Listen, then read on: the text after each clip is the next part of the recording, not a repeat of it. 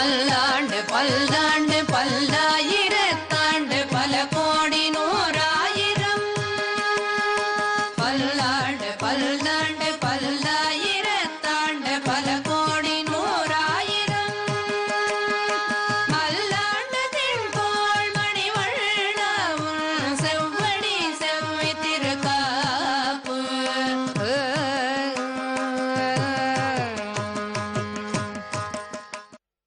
अस्मत्गुरुसमारम्भां यतिशेखरमध्यमां लक्ष्मीवल्लभपर्यन्तां वन्दे गुरुपरम्पराम् ஆழ்வார்கள் வாழி அருளிச் செயல் வாழி தாழ்வாதுமில் குறவர்தாம் வாழி ஏகழ்வாறுமுய்ய அவர்களுரைத்தவைகள்தாம் வாழி செய்யமறை தன்னுடனே சேர்ந்து.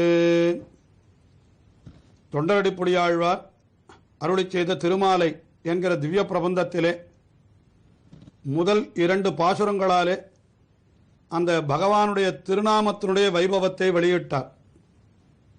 அதாவது முதல் பாசுரத்திலே அந்த திருநாமத்தை சொன்னபடியினாலே தமக்கு ஏற்பட்ட ஆவலிப்பு, அந்த வலிமை, பெருமை, அதையெல்லாம் தெரிவித்தார். நான் என்னுடைய இந்திரியங்களையெல்லாம் புலன்களையெல்லாம் காவலிலே வைக்க பெற்றேன், கலியையும் கடக்க பாய்ந்தேன், யமன் தலைகள் மேலே, யமனும் அவனுடைய அடியவர்கள் தலைகள் மேலே நான் கால வைத்து நடக்கக்கூடிய அளவுக்கு எனக்கு பெருமை கிடைத்து விட்டது. இதெல்லாம் எதனாலே என்றால் நின் நாமங்கற்ற ஆவலிப்பு. எம்பெருமானே, அரங்கனே, உன்னுடைய திருநாமத்தை கற்ற அந்த ஆவலிப்பினாலே எனக்கு இப்படிப்பட்ட பெருமை ஏற்பட்டது என்றார்.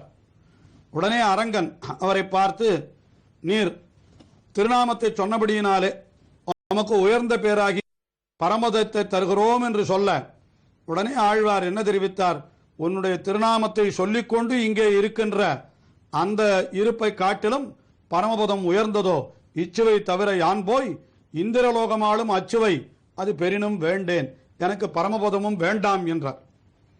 உடனே எம்பெருமான், பரமபதம் வேண்டாம் என்றால் அப்பொழுது இந்த உலகத்திலேயே நீர் இருக்கிறீரா, அதற்கு இசைகிறீரா என்று கேட்க, இந்த உலகம் மிகவும் பொல்லாதது, இது 100 பிராயம் இருந்தாலும் கூட அதில் பாதியும் கூட உறங்கியே கழிந்து விடுகிறது. இன்னும் எத்தனையோ இடர்பாடுகள் உண்டு, பேதை, பாலகன், அது, பிணி, பசி, மூப்பு என்று இதையெல்லாம் வரிசையாக அடுக்கி, ஆதலால் பிறவி வேண்டேன் என்று சொன்னார். உடனே எம்பெருமான் கேட்டானாம், என்னிடத்தில் இருப்பது 2 உலகங்கள் தான். ஒன்று நித்திய விபூதி என்று சொல்லப்படுகின்ற பரமபதம், மற்றொன்று லீலா விபூதி என்று சொல்லுகின்ற இந்த நில உலகம் முதலானவை. இதில் 2மே வேண்டாம் என்று சொன்னால் நான் என்ன செய்வது என்று எம்பெருமான் கேட்டானாம்.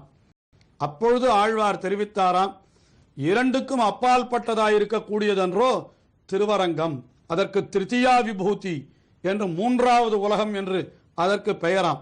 ஏன், அந்த திருவரங்கம் பெரிய கோவிலிலே பேதை பருவம் கிடையாதா, பாலக பருவம் கிடையாதா என்று இந்த பிறவிக்கு என்னென்ன குறையெல்லாம் 3ஆம் பாசுரத்திலே சொன்னாரோ அதையெல்லாமே எம்பெருமான் ஆழ்வாரிடத்திலே கேட்கிறான்.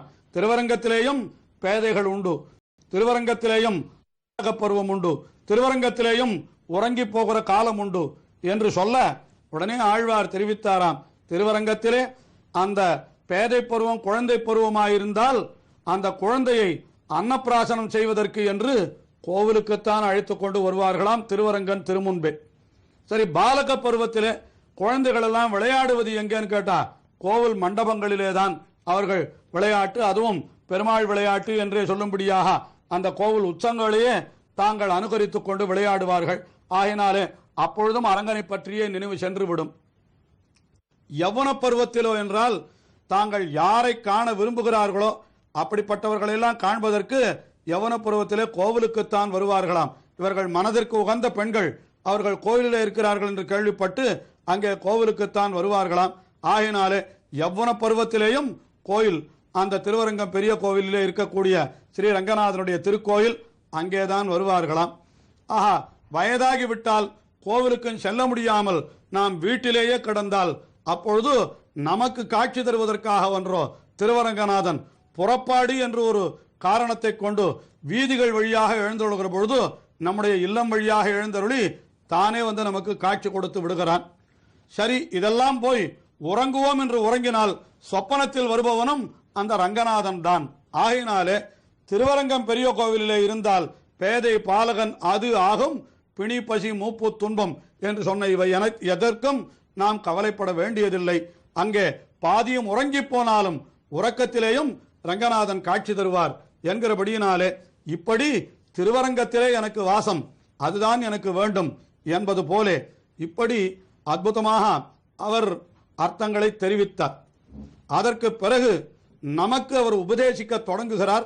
4வது பாசுரம் தொடங்கி அந்த எம்பெருமானுடைய திருநாமங்களை நீங்கள் சொல்லுங்கள், உங்களுக்கு உயர்ந்த பேரு கிட்டும் என்பதாக முதல் 3 பாசுரங்கள் ரங்கநாதனுக்கும் இந்த தொண்டரடிப்புடி ஆழ்வாருக்கும் இடையே நடந்த உரையாடல் போலே அமைந்திருக்கிறது. நாமத்தினுடைய வைபவத்தை முதல் பாசுரத்திலே சொன்னார். அடுத்தபடியாக அந்த நாமத்தை சொல்லுகிற பேற்றை காட்டிலும் பரமபதமும் உயர்ந்தது அல்ல என்று சொன்னார். அந்த நாமத்தை சொல்ல விட்டாமல் தடுக்கின்ற இந்த உலகமும் வேண்டாம் என்று இதெல்லாம் அவனையே பார்த்து சொன்ன வார்த்தைகள்.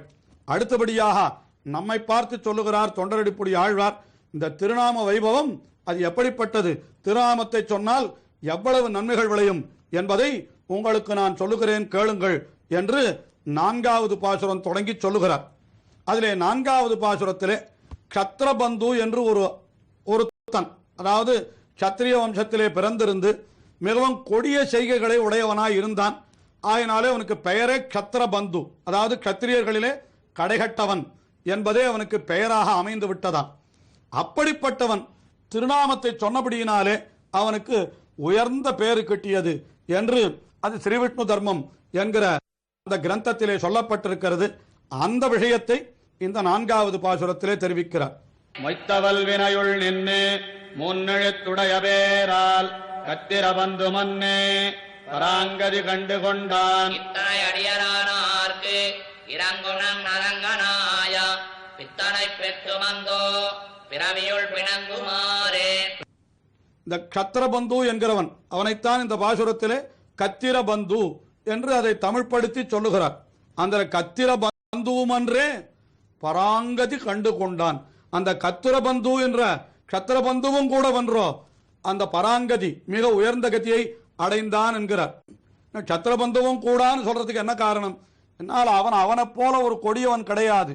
தன்னுடைய தாயினிடத்திலே உணவு வேண்டும் என்னாலும் கூட அவளை கத்தியை காட்டி மிரட்டித்தான் தனக்கு உணவு கேட்பானாம். அவ்வளவு கொடியவன் என்று ஒருத்தனுக்கும் அவன் நன்மையே செய்யாதவன். அப்படி இருந்தான். அவன் ஒரு நாள் தற்செயலாக ஒரு முனிவரை கண்டான். அவர் மயங்கி விழுந்திருந்த பொழுது அவருக்கு தண்ணீரை கொடுத்து ஏதோ அவருடைய முகத்திலே தண்ணீரை தெளித்து அவருக்கு கொஞ்சம் ஆசுவாசத்தை ஏற்படுத்தினான். உடனே அவர் யாரப்பா நீ என்று கேட்க, நான் இங்கே காட்டிலே அலைந்து திரிந்து கொண்டிருக்கிறேன், யாரை கண்டாலும் கொன்று விடுவதுதான் என்னுடைய இயல்பு என்பது போல சில வார்த்தைகளை சொன்னான்.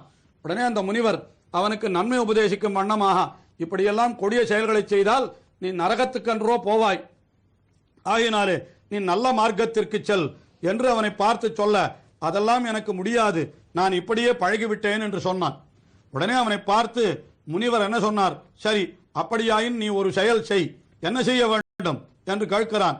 நீ எந்த காரியத்தை செய்தாலும், இருமினாலும் தும்மினாலும் என்ன செய்தாலும் நீ கோவிந்தா என்கிற அந்த 3 எழுத்து, அந்த கோவிந்தா என்று சொல்லு, உடனே உனக்கு நன்மை விளையும் என்று சொன்னாராம். அவனுக்கு அதில் நம்பிக்கை இருந்ததோ இல்லையோ, ஏதோ ஒரு பெரியவர் சொல்லுகிறார், அதையும் தான் சொல்லி பார்ப்போமே என்று அவன் எப்பொழுதும் கோவிந்தா கோவிந்தா கோவிந்தா என்றே சொல்லிக் கொண்டிருந்தானாம். கடைசியில் அவன்தான் பராங்கதி கண்டு கொண்டான். அந்த கோவிந்த நாமத்தினுடைய வைபவத்தாலே பெருமையாலே அவனுக்கு உயர்ந்த கதி கிடைத்தது என்று. அந்த க்ஷத்ரபந்து என்கிறவன் எப்படிப்பட்டவன் என்றால், மொய்த்த வல்வினையுள் நின்று என்று, மொய்த்த வல்வினை, அவன் செய்த பாபங்கள் எல்லாம் அவனை அப்படியே மொய்த்து கொண்டு கிடந்தனவாம். அதற்கு அகப்பட்டு கொண்டு கிடக்கிறான் பாபத்திற்கு உள்ளே, அவன் மேலே பாபங்கள் மொய்த்து கொண்டிருக்கின்றன. அப்படி வல்வினை உள் நின்ற க்ஷத்ரபந்து அவனும் கூட 3 எழுத்துடைய பெயரால் என்கிறார்.